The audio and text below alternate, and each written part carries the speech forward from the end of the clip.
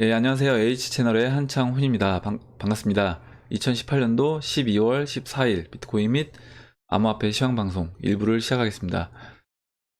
일단 댓글로 의견하고 그 다음에 질문, 정보 공유해 주신 분들에게 다시 한번 감사 말씀드리겠습니다. 그러면 바로 시작을 해볼게요. 먼저 무지님이 이제 질문을 해주셨는데 벡트에 참여하는 우리나라 기관들은 없나요? 이렇게 질문을 해주셨습니다. 그러면 제가 이제 벡트를 검색을 하면 이제 위키 해시넷이라고 해서 이렇게 자료가 나오는데, 제가 이거는 이제 링크를 걸어 놓을 테니까 혹시 이제 방송이 끝나고 관심 있으신 분들은 추가적으로 이제 보시면 될 것 같아요. 정리가 잘 되어 있습니다. 벡트에 대해서. 일단 벡트는 미국 뉴욕 증권거래소의 모회사인 인터컨티넨털 익스체인지와 마이크로소프트, 아까 이제 물어보셨던 투자 회사는 마이크로소프트, 스타벅스, 그리고 보스턴 컨설팅 그룹 등이 함께 만든 미국의 암호화폐 거래소이다. 디지털 자산을 간편하고 안전하고 효율적으로 사고팔고 보관할 수 있는 개방되고 원활한 글로벌 네트워크를 만드는 것을 목표로 하고 있다. 목표 자체가 이거예요. 글로벌 네트워크를 만드는 게 목표입니다. 이제 어떻게 보면 이게 개요죠. 개요고, 원래는 이제 12월 12일 날 이미 출범했어야 되는 거예요. 12월 14일이니까 출범했으면 이제 비트코인 가격도 지금 여기 있진 않을 것 같은데 연기가 됐습니다. 1월 24일로 연기가 됐어요. 그래서 일단은 그때까지 좀 더 이제 기다려 봐야 되는 상황이 됐고요.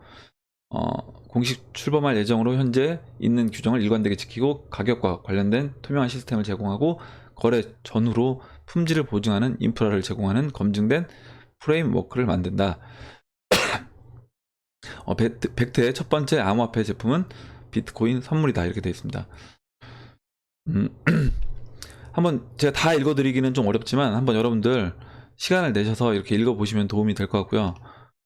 일단 선물 계약, 첫 번째로 이제 하는 선물 계약은 벡트의 첫 계약은 비트코인 선물 계약과 달러, 그리고 영국 파운드 및 유로의 거래를 포함한다, 이렇게 되어 있습니다. 그래서 이런 우리 지금 기존 화폐를 이용해서 이런 거래를 활발하게 할 수 있게끔 한다는 거고요.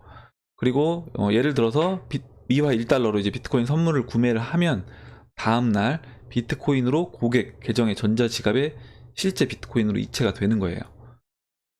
이렇게 되는 거기 때문에 실제 이제 실물 비트코인을 바로 이제 그 다음날 지급을 해준다는 겁니다.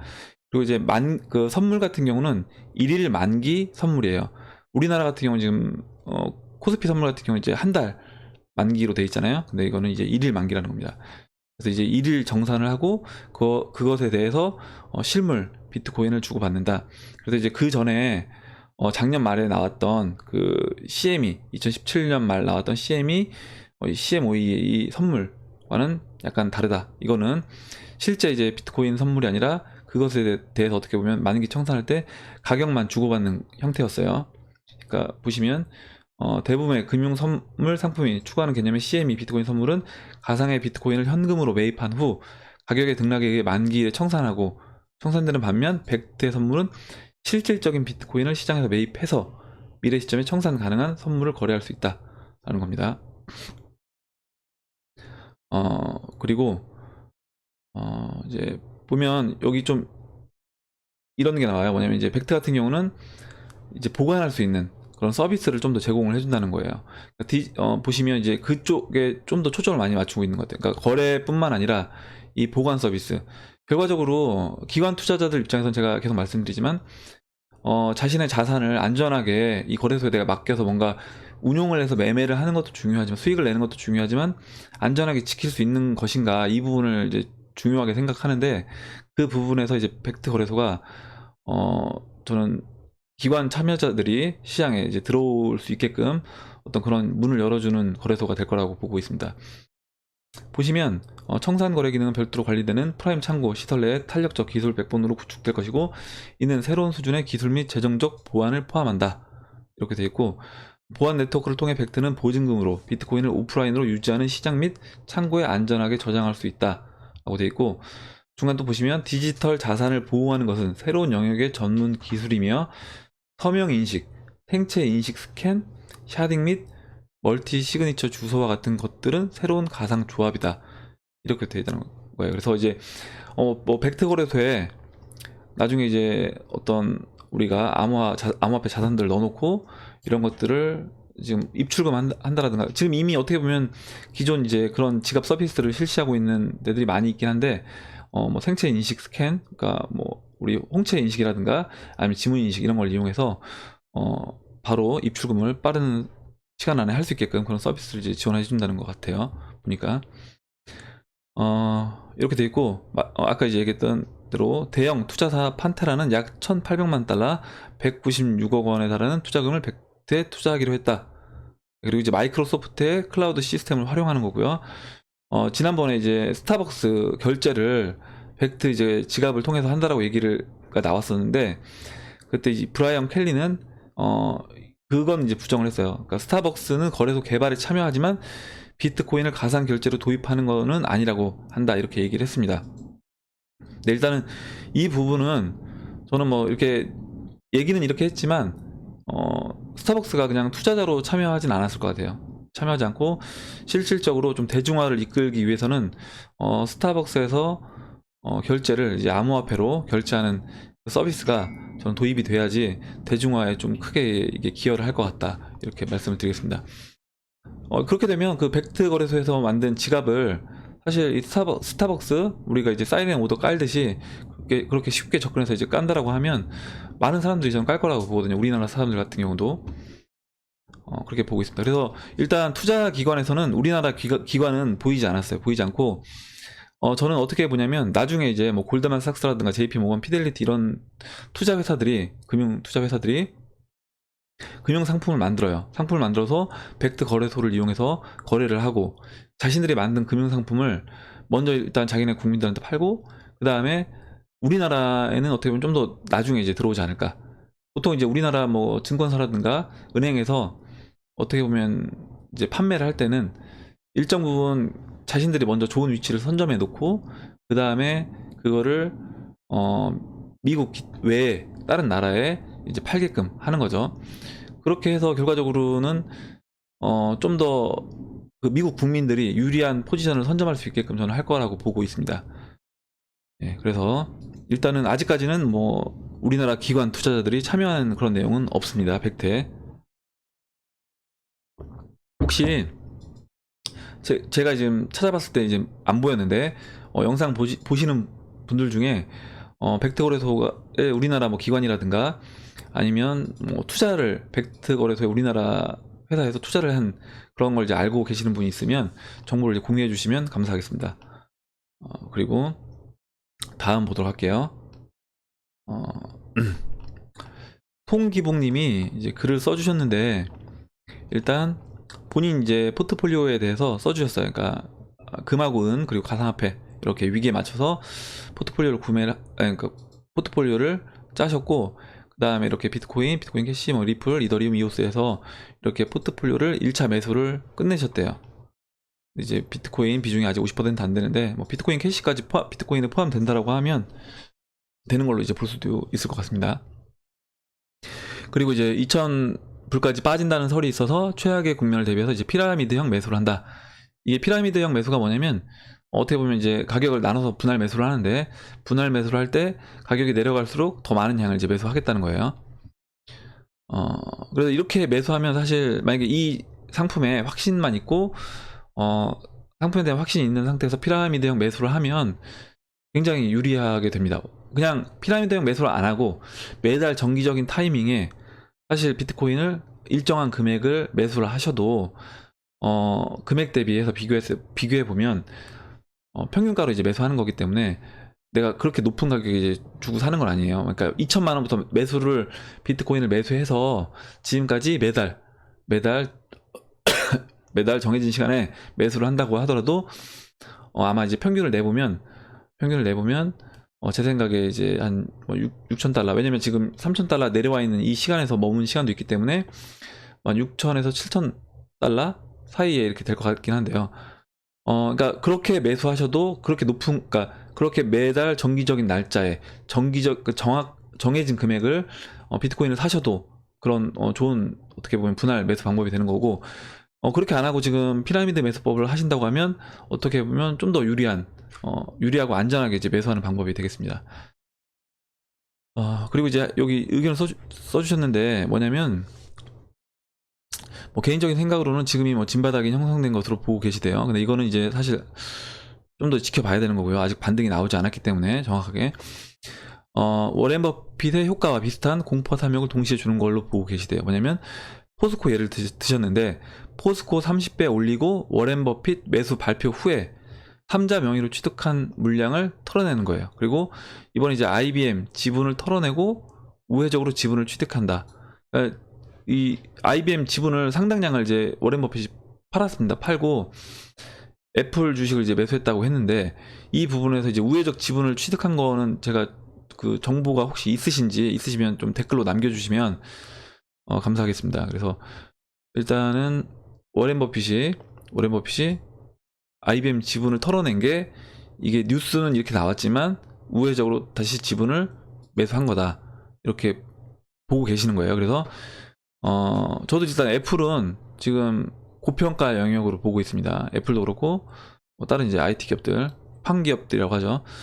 그리고 미국 시가총액 상위 종목, 그리고 IBM 시총이 제일 약하던데 미국에 직털 수 있다면 IBM을 사고 싶다고 이렇게 얘기하셨어요.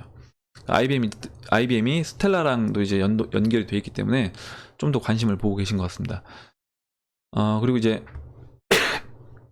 2000년 닷컴 버블, 그러니까 투자를 제가 송기봉님 글을 읽어보니까 투자를 좀 꽤 오래 하신 것 같아요. 그래서 저 같은 경우 이제 2000년대 초에는 이제 투자를 안 해서 그때 당시 사실 제가 직접 경험을 안 해봤기 때문에 저도 이제 전에 들은 얘기만 있고 글로서만 파악해서 경험은 없는데 경험을 해보신 것 같아요. 2000년 닷컴 버블 시 선점 효과라는 것에 대해 비상장 오너에게 이제 들었던 기억이 난대요. 새로운 기술이 250만원 가던 때에 성숙기 이후 사라졌습니다. 개미에게 이제 무한한 고통을 주고 이제 암호화폐도 그와 동일하다고 본다. 그래서 1세대, 2세대, 3세대 그리고 4세대 코인이 나오겠지만 현재 완벽히 검증된 기술도 없고 기술력으로 오르는 건 그 시장이 성숙기에 접어든 상태에서 상황으로 보고 있습니다. 비트코인 시총 1위를 지킨 건 닷컴 버블 시 선점 효과와 크게 다를 바 없다고 봅니다. 그러니까 비트코인을 좀 어떻게 보면 약간 부정적으로 보실 수도 있는 것 같아요. 그런 면에서 보면. 그래서 단기에 팔 게 아니고 장기로, 이건 이제 거래소 얘기하신 거고. 그래서 이제 제 생각을 이렇게 쭉 적었습니다. 근데 이제 이런 거예요. 뭐냐면 저는 일단 암호화폐, 우리가 이제 블록체인 기술이라고 하는데 이게 그냥 인터넷 기술처럼 블록체인 기술로만 본다라고 하면 당연히 이거는 물론 이 비트코인도 아까 얘기하셨던 새로운 기술처럼 성숙기가 됐을 때 사라질 수도 있는데 어떻게 보면 이제 비트코인은 디지털 금이라고 하잖아요. 디지털 금이라고 합니다. 그래서 이거는 저는 기술적인 문제랑은 약간 전 별개로 보고 있어요. 기술적으로 사실 지금도 비트코인보다 기술적으로는 좀 더 뛰어난 코인들이 분명히 있습니다. 속도도 빠르고 그리고 처리 용량도 큰 그런 코인들이 있는데 그렇다고 하더라도 일단 비트코인이 일단 시총 1위이고 전 세계 사람들에서 암호화폐 투자한다라고 얘기를 하면 대부분 사람들이 가장 먼저 떠오르는 건 아직까지는 이제 비트코인이라는 거죠. 리플이나 이더리움이 아니라. 그렇기 때문에 그런 이제 인지도로 봤을 때는 저는 이제 리플이 아니라 죄송합니다. 리플이 아니라 이제 비트코인이 제 마음속에 이제 리플이 있었나 봐요. 비트코인이 좀 더 인지도가 높기 때문에 그런 부분에서는 일단 이게 화폐로서 그러니까 금과 같은 화폐로서의 역할을 한다라고 하면 이거는 이제 기술적인 부분에서는 비트코인이 좀 딸리더라도 그래도 시총 1위를 저는 유지할 수 있을 거로 저 개인적으로는 그렇게 보고 있습니다. 어디까지나 이건 개인적인 생각이에요.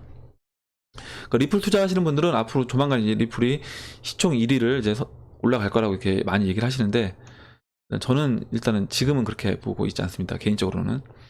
그리고 제가 읽어보면 암호화폐는 블록체인 기술임과 동시에 가치를 담아내는 화폐로서의 역할도 한다고 봅니다. 비트코인은 사실 기술적인 역할이 적다고 하더라도 상징적인 의미가 크며 가치라는 것은 그것이 실제로 어떤 가치가 있든지 없든지 상관없이 달러도 결국 저는 종이에 불과한 거예요. 근데 FRB라는 민간 은행에서 발행했어요. 그것도 근데 이제 전 세계 사람들이 믿고 사용하는 거죠. 예. 어떻게 보면 FRB라는 민간은행에서 발행한 건데 전 세계 사람들이 이걸 믿고 쓰다 보니까 가치가 부여돼서 사용을 하고 있다는 겁니다. 어떻게 보면 종이잖아요, 그냥 달러도. 우리 원화도 마찬가지고요. 결국 이제 얼마나 많은 사람들이 그 생태계 안에서 그것을 신뢰하고 그 다음에 그걸 이제 원하는 수요가 있느냐는 거죠. 달러를 지금도 보면 금리 인상만 조금만 하면 각 신흥국들 그리고 다른 나라에서 달러를 찾잖아요. 그렇기 때문에 달러가 이제 강달러로 가는 거죠. 그렇게 보면 저는 이제 비트코인도 그와 같은 원리라고 보고 있습니다. 얼마나 많은 사람들이 비트코인을 믿고 비트코인을 신뢰하고 또 그만큼 비트코인을 사고자 원하는 사람들이 많으냐, 그거에 따라서 가치가 결정된다라고 보고 있습니다. 물론 저도 이제 이 말씀에는 동일해요. 새로운 기술처럼, 제가 이 부분은 많이 말씀드렸을 거예요. 새로운 기술처럼 엄청난 시총을, 그때 아마 현대차보다 새로운 기술이 시총이 더 컸던 걸로 지금 제가 얘기를 들었습니다. 근데 이렇게 어마어마한 시총을 만들고 사라지면 당연히 피해자가 엄청 많이 있겠죠. 그래서 이런 부분에서 여러분들도 좀 고민을 해보신다라고 하면 성숙기가 오기 전에 성장기 중에 어느 정도는 현금화가 필요하다. 그래서 안전하게 자산을 지킬 필요가 있다고 보고 있습니다. 제가 그 S커브 곡선 이제 이 혁신의 그 기술 발전 곡선을 이제 S커브 곡선이라고 많이 얘기하잖아요. 이렇게 봤을 때 비트코인 위치가 아직 이 메이저가 들어온 초기 메이저가 이제 지금 들어올 준비를 끝낸 상태입니다. 끝낸 상태예요. 그러니까 저는 끝낸 상태로 여기 위치에 있다라고 보고 있어요. 그래서 이제 초기 기관 투자자들이 들어오고 그 기관 투자자들이 들어오는, 아까 제가 이제 미국이 먼저 벡트거래소에서 미국 참여자들, 미국 국민들이 먼저 참여할 거라고 말씀드렸잖아요. 그 부분이 뭐냐면 기관들도 미국 기관들이 먼저 참여하고 그 다음에 뭐 우리나라라든가 뭐 중국이라든가 일본이라든가 이런 이제 나라들, 신흥국들 기관들이 들어올 겁니다. 그러면 결과적으로 이제 이 메이저가 들어오는 상태, 또 순서가 있다. 얼리 메이저 그리고 레이트 메이저 이렇게 순서가 있다. 그래서 우리나라 아마 기관들은 이때쯤 들어온다라고 하면 결과적으로 우리나라 이제 은행 창구나 아니면 뭐 증권회사에서 분명히 이제 나중에 비트코인, 아까 이제 그 스위스 ETP 어제 제가 뉴스에서 말씀드렸잖아요. 거기서 보면 이제 뭐였죠? 이름이 정확하게 갑자기 안 나는데, 예를 들어서 그냥 크립토커런시 뭐 5라고 할게요. 크립토커런시 5 상품을 만들었어요. 그럼 그 상품을 분명히 이제 몇 년 안에 제 생각에는 우리나라 증권사 창구에서 팔고 있을 거라는 거죠. 우리나라 뭐 예를 들어 국민은행 아니면 신한은행이 지금 암호화폐에 좀 더 적극적이니까 신한은행 이런 창구에서 팔 거라는 겁니다. 그런 ETF 상품을. 그렇게 되면 저는 최소한 그때는 단계가 2단계에 있다. 2단계 있다라고 보는 거예요. 그럼 여러분들이 만약에 좀 더 안전하게 투자를 하고 싶다라고 하면 2단계가 됐을 때부터 저는 분할로 매도해 나가셔도 된다. 지금 이제 이 위치라고 하면, 지금 비트코인이 이렇게 이노베이터부터 해서 지금 여러분들 이제 어떻게 보면 얼리 어댑터인 거죠. 얼리 어댑터지만 좀 늦게 들어온, 뭐 시장 물론 더 일찍 2012년도 13년도 참여하신 분들은 초창기에 들어오신 거고, 그 전에 참여한 사람들은 이노베이터일 테고요. 이렇게 되는 겁니다. 그리고 사실 세계 인구에서 따져보면 지금 3천만 명 정도가 사용한다고 했잖아요. 그러면 0.5%예요. 근데 3천만 명 정도가 적극적으로 사용하는 것도 아니라고 합니다. 그러면 결국에 그 3천만 명이 아니라 거기서도 한 10분의 1, 그러면 0.5%가 아니라 0.05%만이 이 암호화폐를 적극적으로 사용하는 사람들이라는 거예요. 그렇다고 보면 뭐 전체 인구로 본다라고 하면 사실 여기도 안 되는 걸 수도 있는데, 좀 보수적으로 잡아서 지금 여기 단계에 있다라고, 왜냐면 기관들이 이제 들어오려고 하니까 여기 단계에 있다라고 하고, 나중에 지금 제 영상을 보시는, 제 방송을 보시는 분들은 좀 더 안전하게 하고 싶다라고 하면 레이트 메이저가 들어올 때 이때부터 이제 좀 정리하셔도 저는 충분하다. 이 큰 상승분을 먹을 수 있다라는 거예요. 우리는 이 큰 상승분을 먹을 수 있다. 그래서 그렇게 해서 저는 좀 더 이제 안전하게 하기 위해서는 그 성장기 중 어느 정도 현금화가 필요하다. 그 성장기 중 어느 정도 현금화가 필요하다고 제가 쓴 말씀이 이거고, 이것을 우리가 알 수 있는 신호는 우리나라 은행이나 증권사에서 암호화폐 암호화폐 상품을 판매가 시작되는 타이밍부터 일정 부분 분할로 이제 매도를 해 나가면 될 것 같다. 물론 그 이후에도 이렇게 성장을 합니다. 성장을 하는데 좀 더 안전하게 하려면 그렇게 하는 게 좀 맞지 않나 싶습니다. 그리고 이제 그다음에 제가 이렇게 썼고 동기봉님 이제 또 얘기를 해주셨는데 뭐냐면 제가 좀 이렇게 투자에 센스가 있다고 느낀 부분이 이 부분이에요. 10년 전부터 현재까지, 그러니까 2008년도부터 현재까지 지금 대기업들이 현금 유보율을 엄청나게 쌓아놓고 있습니다. 이걸 보고 제가 저번에 이제 경제 위기가 올 거다. 그리고 그 경제 위기를 그 IMF를 경험해본 대기업들이 결과적으로 지금 현금 유보율을 뭐 시민단체라든가 정부에서도 계속 압력을 넣잖아. 니들 유보율 쌓는 거 세금 때리겠다. 빨리 배당 많이 해라. 이렇게 압력을 넣고 있어도 풀지 않고 있습니다. 시민단체에서도 계속 대기업에 압력을 넣어요. 니들 그 돈 직원들 급여로 주든지 아니면 배당을 해라. 투자자들한테 이렇게 얘기를 해도 안 주고 있습니다. 막 계속 핑계를 대죠. 이거 유보율 현금 이거 아니다. 이거 결국 이거 실제 해보면 니들이 알고 있는 그런 현금이 아니라고 막 계속 핑계를 대면서 얘기를 합니다. 근데 결과적으로 그 이유가 대기업들은 경험을 한 거예요. 경험을 했고 자신들이 이 세계 경제에 돌아가는 이 시스템을 보니까 앞으로 조만간에 위기가 올 거라고 보고 있고 그 위기가 왔을 때 자신들이 헐값에 우리나라 또 자산들을 주워 담기 위해서 왜 준비가 안 된 분명히 기업들이 있고 그 위기에 쓰러지는 기업들이 있을 겁니다. 우리나라 기업들 중에서도. 그리고 전 세계적으로도 충분히 많을 거예요. 그러면 그때 그 기회를 살려서 매수를 하기 위해서 지금 어떻게 보면 대기업들이 이렇게 유보율을 쌓아놓는 거다. 그래서 지금 이 송기봉 님도 2년 전부터 유동성 확보를 계속 하셨대요.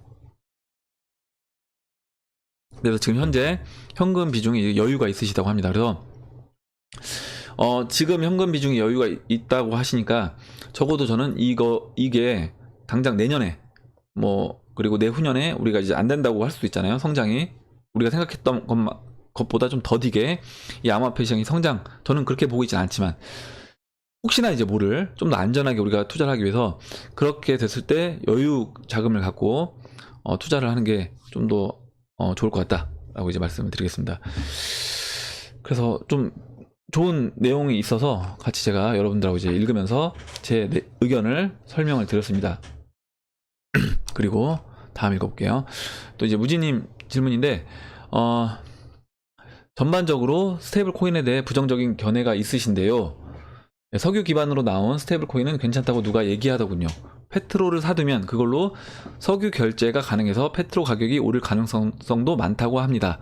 중국에서는 스테이블 코인이 나오면 엄청난 일이 벌어질 것처럼 말씀하신 분이 계셔서 선생님 의견을 여쭤봅니다. 이렇게 얘기를 해주셨습니다. 일단 제가 스테이블 코인에 부정적이라고 얘기를 느끼셨다고 하는데 제가 부정적으로 얘기하는 건 아니고요.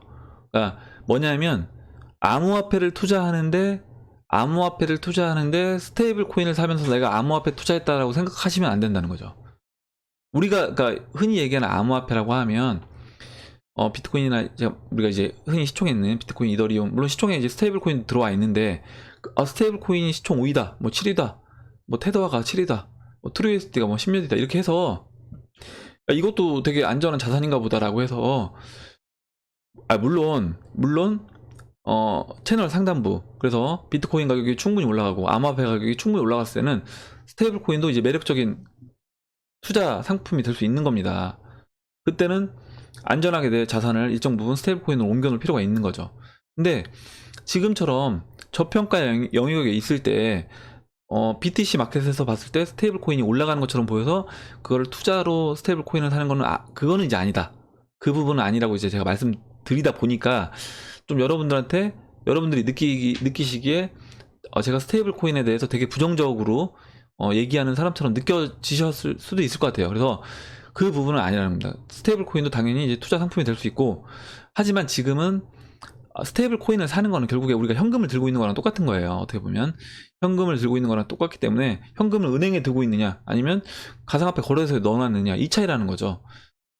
그래서 제가 이제 달러 스테이블 코인을 사고 싶으신 분들은 만약에 원화보다 달러가 강달러로 갈 것 같다고 해서 그거를 트루 USD를 산다거나 뭐 테더화를 사는 거는 상관이 없지만, 그렇지 않고 그냥 돈을 넣어놔서, 만약에 우리나라 원화를 기반으로 1대1로 패깅된 그 스테이블 코인이 나왔을 때, 여러분들이 원화 스테이블 코인을 가서 가상화폐 거래소에서 사신 다음에, 나 암호화폐 샀으니까 이제 암호화폐 시장 좋아지면 나 올라가겠지, 이렇게 생각하시면 안 된다는 거예요. 저는 그 부분을 말씀을 드리는 겁니다. 제가 계속 말씀드리는 거는, 제가 스테이블 코인을 부정적으로 보진 않는다라는 점 먼저 말씀드리고, 그 다음에 나중에 이제 시장이 올라가면 그때는 스테이블 코인으로 바꿔놓으시라고 얘기할 겁니다, 제가 그때는. 그리고 베네수엘라를 설명드리면서 이제 페트로를 제가 계속 말씀드리는데, 지금 뭐라고 얘기하시냐면 석유 기반 스테이블 코인은 괜찮다, 이렇게 얘기를 했어요. 페트로를 사두면 석유 결제가 가능해서 페트로 가격이 오를 가능성도 많다. 일단은 저는 이거, 그러니까 테더화가 문제가 됐던 건 뭐냐면, 테더화가 시장에서 문제가 됐던 건 그 테더화를 발행한 회사가 실제 걔들이 발행한 테더화 수량만큼 테더화 달러를 갖고 있느냐는 거예요. 니들이 달러 갖고 있는 거 왜 증명 안 해주냐. 트루 USD는 그래서 매달 정기적으로 자신을, 그러니까 외부 감사를 둬서 외부에서 감사를 해서 자신들이 지금 달러를 얼마만큼 보관하고 있는지 그걸 공개 오픈하겠다는 거예요. 트루 USD. 그러니까 당연히 트루 USD가 좀 더 저는 이제 안전하다고 보는 겁니다. 테더화보다는. 테더화는 어떻게 보면 약간 비밀리에 쌓여 있기 때문에 그 부분에서 신뢰도가 떨어졌다. 그렇다고 하면 전 베네수엘라에서 얘기하는 페트로도 마찬가지라고 보고 있습니다. 페트로도 똑같아요. 뭐냐면 얘네가 진짜 얼마나 그 석유를 기반으로 한다라고 했는데 얼마나 제대로 그 석유를 기반으로 하고 있느냐, 그게 이제 궁금하다는 거죠. 일단 제가 몇 가지 기사를 이제 보여드릴게요. 뭐였냐면, 보세요. 일단 베네수엘라 그 대통령이죠, 마두로 대통령. 이 대통령이 베네수엘라 국민들한테 얘기를 했습니다. 이거 10월달 기사인데요. 자국민들한테 페트로를 받겠다. 잠깐만요. 네, 페트로를 받겠다는 거예요. 여권을 발급할 때 페트로를 받겠다. 그래서 초강경책을 두었는데 실제 미지수다라고 했어요. 왜 이렇게 했냐면 페트로 하라는 거예요. 11월 1일부터 여권 비용 지불을 페트로로만 가능하다. 볼리바르, 자기는 자국 내 화폐도 안 받겠다는 거예요. 니들 해외 가고 싶으면 페트로로 지불하라는 겁니다. 근데 페트로를 2페트로 했어요. 갱신은 1페트로, 신규 발급은 2페트로, 갱신은 1페트로인데 2페트로가 13만원이래요. 7,200 볼리바르. 근데 지금 이게 우리나라 국민 평균 소득의, 죄송합니다, 베네수엘라 국민 평균 소득의 4개월치 임금에 해당하는 엄청난 수치라는 거예요. 그러니까 만약에 베네수엘라 국민이 해외로 나가려면 4개월치 돈을 벌어서 한 푼도 쓰지 않고 모아가지고 그거를 페트로로 해서 사야지 해외로 나갈 수 있다는 겁니다. 그래서 국민들이, 해외 이주를 희망하고 있는 국민들이, 15세에서 젊은 사람들이 53%가 영구 이주하고 싶다는 거예요. 제가 베네수엘라 살아도 영구 이주하고 싶을 거예요. 근데 이렇게 해외로 나가려고 하는 사람들이 많으니까 어떻게 해요? 완전 노예처럼 묶어놓는 거예요. 니들 돈 없으면 나가지도 마, 이렇게 하는 겁니다. 진짜 나쁜 놈인 거죠, 어떻게 보면. 예, 욕이 나오려고 하는데 진짜 이렇게 되는 겁니다. 뭐냐면, 그래놓고 더 열받는 건 뭐냐면, 제가 이제 베네수엘라 국민이 아닌데도 열이 받는 거예요. 이렇게 보면, 이런 정책을 피는 걸 보면, 페트로의 가격을, 이게 이제 12월 3일자 기사입니다. 그러니까 국민들이 자꾸 나가니까 막 어떻게든 4개월치 모아서 나갔어요. 근데 1페트로 가격이 3,600에서 아까 7,200 페트로 볼리바르로 나갈 수 있었다고 했잖아요. 이거를 마음대로 또 바꾼 거예요. 어떻게 바꿨냐면, 이게 이제 12월 3일자 기사인데 3,600 볼리바르를 9,000 볼리바르로 바꿨어요. 너무 웃기잖아요. 그러면은 이제 어떻게 돼요? 나가려면 여권 아까 발행될 때 얼마나 하겠죠? 2페트로가 필요해요. 그러면 18,000 볼리바르가 필요한 겁니다. 아까 그 7,200에 4개월치니까 그럼 18,000이면 얼마예요? 거의 1년치 일을 해서 한 푼도 쓰지 않고 모아야지 베네수엘라를 떠날 수 있다는 겁니다. 이게 진짜 어떻게 보면 진짜 어떻게 못된 거죠, 진짜. 이거는 국민들을 국민으로 안 보고 그냥 어떻게 보면 약간 노예로 보는, 이렇게 좀 진짜 이 베네수엘라는 어떻게 보면 이런 사람들이 정책을 피고 있기 때문에 저는 망할 수밖에 없다, 나라가. 이렇게 보고 있습니다. 그리고 그 베네수엘라가 이제 페트로가 이게 완전히 패깅된 게 아니에요. 그러니까 오일에 패깅된 게 아니에요. 보면 일단 이 백서 자체도 대시를 뺏겼다고 했잖아요. 대시 그대로 뺏겼다는 겁니다. 대시 그대로 뺏기고, 그리고 얘네 말로는 뭐냐면 국영 암호화폐 페트로 거래를 지원할 거래소 6곳을 소개했대요. 그래서 제가 여기 해당 6곳을 들어가 봤습니다. 들어가 봤는데 뭐 없어요. 없고 거래도 안 되고, 일단 제가 몇 군데만 보여드리면 이게 지금 베네수엘라 지금 거래소 같은데, 제가 이게 로그인이 안 돼서 뭐 그런 건지 모르겠는데, 일단 페트로가 여기 없어요. 이더, 라이트코인, BTC 마켓만 있고, 이더, 라이트, 리플 있네요, 여기도. 그리고 리플, BTC, 대시 이렇게 있습니다. 그래서 이제 베네수엘라에서 주로 이제 사용되는 게, 사람들이 찾는 게 이제 이더, 라이트 코인, 리플, 비트코인, 대시라는 걸 이제 알 수 있죠. 이렇게 됐고, 모르겠어요. 로그인을 하면 나머지 이제 가격들이 보일지 모르겠는데, 일단은 지금 이렇게 돼 있고, 페트로가 없습니다. 없고, 다른 데도 들어가 보니까 뭐 준비가 안 돼 있더라고요. 거래소 같지도 않고 그냥 시간만 있는 것 같았는데 준비가 안 돼 있었습니다. 다른 또 사이트들도 몇 개 이제 더 들어가 봤는데, 다, 그러니까 6개 중에 제가 4개를 들어가 봤는데 다 그랬어요. 4개 다. 그래서 실제 이게 거래를 제대로 페트로를 할 수 있는지 의문이라는 거죠. 그리고 뭐 16곳 공식 일단 우리가 알고 있는, 우리가 많이 쓰는 그런 거래소들은 하나도 없다는 겁니다. 지금 자국 뭐 거래소 만들어서 했는지 모르겠는데, 그리고 보시면 마두로 대통령이 발표한 백서에 따르면 페트로는 오일 50%, 금 20%, 철강 20%, 다이아몬드 10%를 본위로 한대요. 근데 이걸 믿을 수 없다라는 거예요. 얘네가 일단 오일 있는지도 모르겠고 금 이거 가지고 진짜 본이 이걸로 했다는 얘기하는데, 이거를 믿을 수 있냐는 거죠. 이거를 완전 투명하게 진짜 오픈해서 누구나 확인할 수 있게끔 해놓고 발행했냐는 거예요.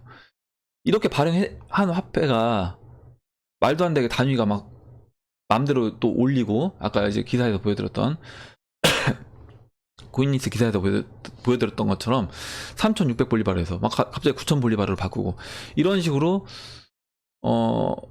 페트로 가격 자체가 막 왔다 갔다 하는 이거를 믿을 수 있겠냐? 저는 이제 믿을 수 없다라고 보고 있습니다. 그러니까 오히려 만약에 이 베네수엘라 국민이라고 하면 기존 비트코인이나 이더리움 대시를 사용하려고 하지, 이 페트로를 저는 사용하지 않을 거다, 이렇게 보고 있습니다. 그래서 제가 말씀드리고 싶은 건 뭐냐면, 물론 페트로가 오를 가능성도 있어요. 제가 여기도 써놨습니다. 읽어볼게요, 한번. 베네수엘라 설명드리면서 페트로를 어떻게 정착시키려는지 베네수엘라 대통령 말씀을 제가 드렸습니다. 우리가 테드와 아까 말씀드렸던 테드하고 결국에 뭐냐면, 페트로도 석유 매장량만큼, 아까 그리고 석유 매장량만큼 플러스 얘네가 얘기했던 금, 그리고 뭐였죠? 다이아몬드, 그리고 뭐였죠? 또 은이었나요? 금은, 다이아몬드, 이렇게 실제 이걸 갖고 있는지 그런 믿을 수 있는 기관의 검증 절차가 필요해 보인다. 그리고 사용자가 많아지고 실제 믿을 수만 있다면 그때 페트로도 저는 가격은 올라갈 수 있다라고 보고 있습니다. 제가 가격 상승을 보는 건 결국 이제 수요와 공급인데, 수요라는 거는 이 시장에 참여자들이 늘어나고 그 자산을 사고자 하는 사람들이 많아지고, 그 자산을 믿는 그 생태계, 네트워크에 들어와 있는 사람들이 많아지면 많아질수록 저는 당연히 가격이 올라갈 거다, 이렇게 보고 있는 거예요. 예, 일단 그래서 지금 좀 더 이건 뭐 무조건 오일 결제를 이렇게 한다라고 해서 페트로가 가격이 오른다? 이거는 저는 그렇게는 아직 보지 않습니다. 예. 그러니까 그렇게 되기 위해서는 일단 신뢰가 먼저고, 그 다음에 페트로가 많이 사용이 돼야 된다. 그래서 그런 생태계가 구축이 돼야 된다라는 겁니다. 이렇게 이제 제 의견을 말씀드렸고, 예, 그 다음 이제 질문을 보도록 할게요. 그 다음에 이제 테리 장님이 의견을 써주셨는데, 기술적인 분석만으로 미래 가격을 예상하는 건 순진한 투자자들의 심각한 손실을 초래할 수 있는 위험한 발상이다. 그 수많은 미래 변수들을 어떻게 과거의 패턴만으로 전제 조건을 항상 달아주시기 바랍니다. 어쩌면 희망 고문이 될 수도 있으니까요. 또는 누굴 위한 투자인지 가상화폐의 미래 효용성을 좀 더 연구하여 그 가치가 충분하다는 걸 그들이 신뢰를 한다면 자연스레 투자는 따라올 것이라고 믿습니다. 이렇게 얘기를 해주셨는데 맞는 말씀 하셨어요. 뭐냐면 일단 당연히 추세랑 제가 이제 기술적인 분석을 하고 특히 이제 단기 차트는 신뢰도가 떨어지기 때문에 일단 보긴 하되 매매에 참고만 하는 것이고요. 그래서 일단 기술적인 분석을 하더라도 저는 장기 차트를 그래도 어느 정도 신뢰도가 있는 장기 추세를 보는 것이고요. 장기 추세만 본다고 하더라도 당연히 저는 투자 안 합니다. 그러면 제가 이제 여러분들한테 항상 말씀드린 게 뭐냐면 실제 돈이 이 시장에 들어오고 있느냐를 저는 본다라는 거예요. 우리가 미래는 당연히 알 수 없죠. 미래가 어떻게 될지는 알 수 없습니다. 미래가 어떻게 될지 안다라고 하면 제가 여기 안 있겠죠. 전 세계를 지배할 겁니다. 제가 미래를 다 안다라고 하면. 근데 그렇지 않기 때문에 당연히 저도 이제 계속 트레이딩을 하고 있고 매매를 해서 또 돈을 벌고 가상화폐 투자하고 있는 겁니다. 그리고 수많은 미래의 변수들은 알 수 없지만 과거 실제 돈이 어떻게 움직였는지는 흔적이 남아있다라는 거죠. 제가 어제 골드만삭스가 2018년 한 해 동안 실제 돈을 투입을 해서 준비를 했던 그런 것들을 말씀드렸고, 오늘도 이제 제가 벡트 거래소에 기관들이 돈을 투자했고, 그 다음에 벡트 거래소가 이렇게 그게 그냥 준비가 되는 게 아니잖아요. 벡트 거래소를 하려고 하면 미리 오픈하기 전에 직원도 뽑아야 되고, 직원 뽑아서 바로 수익 나와요? 교육시켜야 되죠. 교육시킬 동안 계속 월급은 나갑니다. 그런 과정을 계속 거치면서 준비를 하고 있는 거예요. 1월 24일 날 아마 한 달만 연기해도 큰 손해를 볼 거예요. 그럼 벡트 거래소에서는. 왜냐면 준비하는 기간 동안 시스템이라고 하면 기존의 거기 직원들이라든가 뭐 이런 비용이 계속 나가는 겁니다. 그렇기 때문에 그런 비용을 내면서도 어떻게 보면 지금 이 준비를 하고 있다는 거죠. 이 시장에 들어오기 위해서.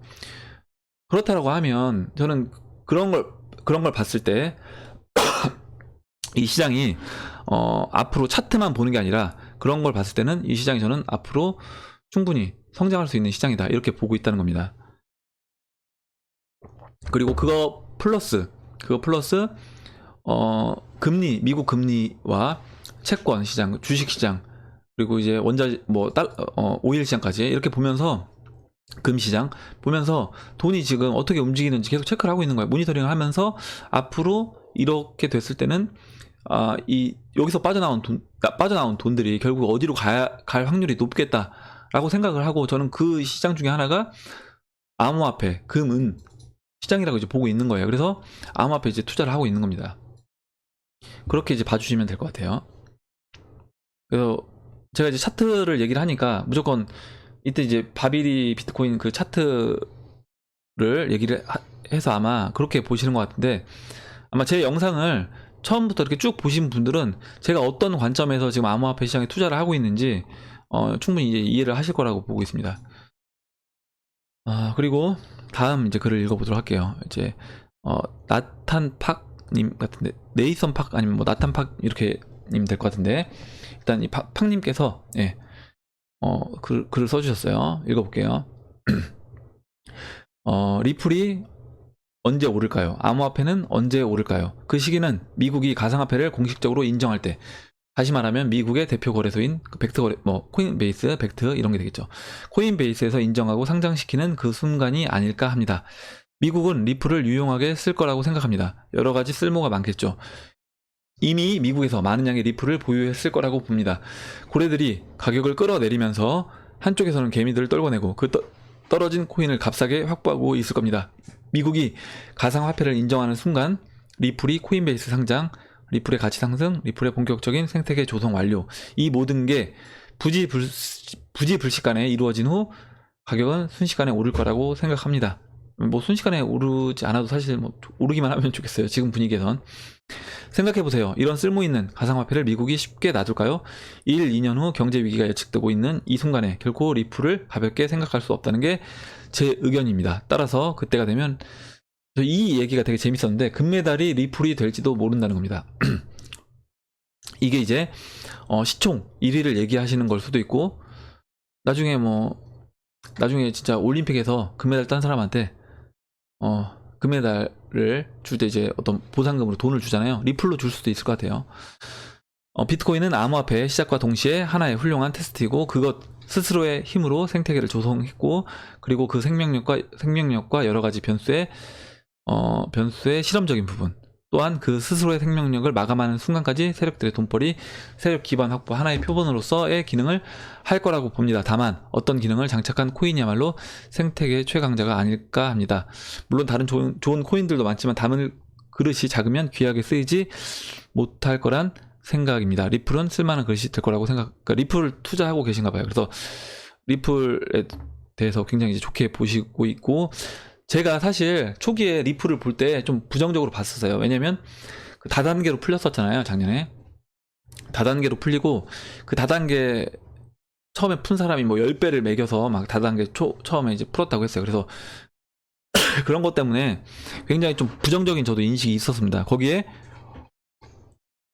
또 한 가지 뭐냐면 제가 그 당시 공부가 안 됐을 때는 리플이 딱 보니까 발행 개수가 1000억 개잖아요. 너무 많은 거예요. 그래서 야 이거는 오르기가 쉽지 않겠다. 너무 발행 개수가 많아서 이렇게 생각을 했었습니다. 근데 지금 이제 공부를 하고 보니까 결국 리플이 하려고 하는 일이 통화 간에 브릿지 역할을 하려고 하는 건데 우리 그 국제 간 송금 서비스를 보면 국제 간 송금되는 그 양 그리고 은행의 베이스 머니 그리고 은행의 뱅크 머니 그리고 우리 사람들이 사용한 베이스 머니 이 돈을 리플에 담으려고 하면 당연히 1000억 개도 어떻게 보면 부족할 수 있겠다 이런 생각이 저도 이제 들더라고요. 그래서 지금 얘기를 해주신 것처럼 진짜 리플이 돈으로서 지금 달러라든가 원화라든가 엔화라든가 이런 우리가 쓰고 있는 화폐를 어느 정도 대체를 해주려면 그 정도 발행 개수는 필요하다 이렇게 생각을 합니다. 그래서 좋은 내용 좀 재밌는 생각을 써주셔서 읽어봤어요. 예. 그리고 예. 마지막으로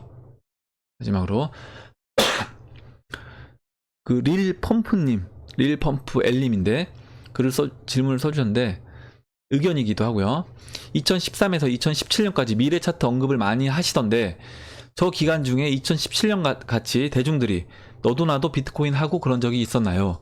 폭락 상승을 반복하면서 세계 정부가 이렇게 개입해 가면서 은행 계좌 막고 G20 열리고 이런 적이 있었나요? 저는 이게 마지막이라고 생각이 드는데 어떻게 보시나요? 저러면은 저는 여기서 제가 의미를 정확하게 지금 이해를 못한 부분은 뭐냐면 질문 중에서 이게 마지막이라고 생각이 든다는 게 이게 비트코인이 대중들 다 들어왔으니까 끝났다고 보시는 건지 그 부분을 제가 정확하게 이해를 못 하겠어요. 근데 일단 제가 이 부분만 그래서 말씀을 드릴게요. 뭐냐면 과거 차트를 제가 이제 보여드리잖아요. 비트코인 보여드리면서 이런 사이클이고 이렇게 비트코인이 이렇게 될 거다라고 이제 말씀을 드립니다. 그러면 지금 열려있나 모르겠는데 네, 이건 넘어갈게요. 그래서 그렇다고 보면 그 2014년도 상승하고 15, 16 바닥을 다지면서 2017년도에 다시 상승을 했습니다. 그럼 과연 그 사이클이 다시 올 수 있느냐? 그리고 2017년에 대중들이 너도 나도 다 이 비트코인 들어와서 했는데 다시 상승할 수 있겠냐? 이거 세력들이 해먹고 끝난 거 아니냐? 이렇게 생각하실 수 있습니다. 그래서 제가 이 부분에 대해서 기사를 하나 이제 보여드리려고 하는데요. 한번 보세요. 보시면 기사를 제가 한번 읽어볼게요. 비트코인 이제 관련된 기사고요. 이렇게 안 열리지? 예. 일단 보시면 일단 아까 제가 영상에서 말씀드렸지만 영상 초반에 비트코인을 사용하고 있는 사용자가 이 암호화폐 시장에 참여하고 있는 사람이 3천만 명이라는 거예요. 3천만 명이면 세계 인구 60억 인구라고 했을 때 세계 인구의 0.5% 정도 되는 거고 네, 맞나요? 0.5% 그리고 여기에서 실제 적극적으로 사용하는 사람들은 여기에 또 10분의 1이다. 그러면 0.05%라는 겁니다. 그래서 아직까지 저는 이게 우리는 이 암호화폐 시장에 지금 이 영상을 보시는 여러분들이 암호화폐 시장 대부분 이미 참여하고 계신 분들이기 때문에 많은 사람들이 할 거라고 생각하지만 그렇지 않다라는 거예요. 제가 전 유튜브를 하고 있잖아요. 어떻게 하냐면 유튜브 중에 암호화폐에서 구독자 많은 분들, 특히 우리나라에서 많은 분들 봐도 구독자 수가 10만 명을 넘지 않습니다. 이 얘기는 뭐냐면 대중적이지 않다라는 거예요. 아직까지 대중적이지 않다, 이 시장이. 그래서 대중화된 시장이라고 하면 제가 봤을 때 이 유튜버 그 구독자 가장 많은 탑인 분들이 최소 10만 명에서 10만 명이 아니라 진짜 전 30만 명, 40만 명 이렇게 넘어가 줘야지 이게 좀 대중화된 시장이라고 보는데, 유튜버 그 구독자 수를 가지고도 저는 알 수 있다는 거예요. 우리나라에서 이 암호화폐 시장에 아마 제가 알고 있기로는 4만 명에서 5만 명 사이인 걸로 알고 있어요. 우리나라 유튜버 분 중에 가장 많은 분이 구독자가. 그렇다고 하면 시장 이거 아직 크지 않다라는 겁니다. 유튜브 보는 사람이 그 정도라고 하면 아마 제 생각에 이 암호화폐 하고 있는 분은 30만 명? 40만 명? 뭐 이 정도밖에 안 될 거라고 보는 거죠. 물론 작년에 계정 제일 많을 때는 뭐 300만 명 했었다고 하는데, 이제 복수 계정도 많고, 그 다음에 뭐라고 하죠? 그 약간 불법 자금들 돈 세탁하려고 들어왔던 사람들이 그런 다 계좌가 그러니까 실명제로 바뀌면서 없어지면서 한번 싹 빠져나간 거예요. 그래서 뭐 지금 3, 40만 개로 예상을 하고 있다고 하는데 그 정도로 보고 있는 겁니다. 그렇다고 하면 그렇게 많은 사람들이 하지 않았다는 거예요. 제가 기사를 한번 읽어볼게요. 지난해 12월 첫날 주요 언론을 비롯해 네티즌들의 뜨거운 관심을 받았던 아이템이 있었다. 바로 비트코인이다. 전 세계적으로 통용되고 있는 화폐 개념과는 다르게 디지털 세계에서만 존재하는 일종의 가상화폐다. 현금이나 카드를 받지 않고도 오직 비트코인만으로 빵을 사 먹을 수 있는 1호점 가게가 문을 연 이래로 비트코인으로 원하는 물건을 거래하는 전자상거래 사이트가 등장하는 등 화폐로서의 효율성을 점점 인정받고 있기도 하다. 심지어 빵을 사 먹고 왔다는 모 블로거의 인증도 올라와 네티즌들 사이에서 비트코인 열풍이 불기도 했다. 값어치도 이렇게 쭉 썼습니다. 썼고 이렇게 해서 비트코인 차트도 그려놓고요. 2100만 개 어디에 쓸 수 있냐, 이런 사이트에서 비트코인으로 물건을 구매할 수 있다. 이렇게 실제 예를 썼습니다. 그리고 이렇게 ATM기 출시됐다. 이렇게 했어요. 여러분들 제가 지금 이렇게, 그리고 채굴도 할 수 있다는 거예요. 근데 채굴을 해봤더니 자기가 이 글을 쓰신 분이 채굴 해봤는데 적자였다라는 겁니다. 죄송합니다. 보시면 어때요? 여러분들 보셨을 때 이 기사 지금 쓴 기사나 올해 쓴 기사 같잖아요. 근데 이거 2014년 기사예요. 2014년을 시작할 비트코인 용돈벌이 되나요? 2014년 3월달 기사입니다. 2014년, 그러니까 2013년 말에 비트코인 피크 찍고 빠지면서 그때 이제 사람들이 막 채굴, 그때 열풍 분 거예요. 왜냐면 비트코인이 2013년도에 $1000 100만원 넘게 찍었기 때문에 그때 열풍이 불고 다시 이제 하락을 했죠. 하락하면서 이렇게 열풍 불었고 뭐 이렇게 썼습니다. 기사를. 마치 기사는 올해 기사 같았어요. 올해 기사 같지만 올해 기사가 아니라 2014년 이때. 근데 여러분도 아마 지금 제 영상 보시는 분 중에 2015년도 2016년도에 비트코인 아무 관심 없으셨던 분들 굉장히 많을 겁니다. 무관심했던 거죠. 이 시장이 있는지도 모르고. 근데 그때도 이렇이 기사 쓰고 관심 있었던 사람들은 막 뜨거운 관심을 받았던 아이템이라고 해요. 우리는 몰랐는데, 저도 물론 뉴스는 들었지만 14년도 15년도에는 무관심했었어요. 관심이 없었기 때문에 아예 뭐 이런 기사가 있는지도 찾아보지도 않았다는 거죠. 그렇지만 기사는 이렇게 나왔습니다. 아마 지금도 저한테 이제 댓글 써주신 분은 지금 참여하고 계시기 때문에 릴펌프님은 대중들이 너도 나도 다 하고 있는 것처럼 느껴지실 수 있어요. 근데 아마 비트코인 암호화폐 참여하지 않으신 분들은 관심도 없습니다. 그러니까 한 번도 참여 안 하신 분들은 떨어지든 말든 에이 그거 봐라 잘 됐지 뭐 내가 투자 안 하길 내가 이렇게 될 줄 알았다 이렇게 생각하시거나, 아니면 아예 투자했다가 손해보고 나가신 분들은 이제 비관론자가 돼서 야 저 어차피 꽝 갈 거야 이렇게 하시거나. 근데 대부분 사람들은 지금 제가 봤을 때 암호화폐 시장에 참여하고 있는 사람들은 진짜 소수고, 어떻게 보면 대부분 사람들은 2014년도 우리가 이때 관심이 없었던 것처럼 나머지 지금 시장에 참여하지 않고 있는 사람들은 대부분 관심이 없다. 지금 제 영상을 보시는 제 구독자이면서 영상을 보시는 여러분들만 관심이 있는 거지, 관심 있으니까 막 남들도 다 할 것 같이 느껴지는 거지 그렇지 않다라는 겁니다. 그래서 그 부분을 좀 더 이렇게 제가 한번 설명을 드리기 쉽게 좀 이해하실 수 있게끔 설명을 드리려고 옛날 기사를 한번 이렇게 갖고 와서 설명을 드려봤습니다. 일단 오늘 댓글은 여기까지 이제 하고 마무리를 하고요. 제가 이제 여러분들 오늘 얘기를 한 것 중에 여러분들 또 의견, 그리고 궁금하신 거, 그리고 정보 있으시면 공유해 주시면 감사하겠고, 오늘 나온 얘기가 아니라고 하더라도 우리 지금 이 암호화폐 시장과 관련된 얘기라고 하면 어떤 얘기든지 좋습니다. 뭐 4차 산업과 관련된 얘기도 좋고요. 오늘 2018년도 그럼 12월 14일 이상으로 비트코인 및 암호화폐 시황 방송을 마치도록 하겠습니다.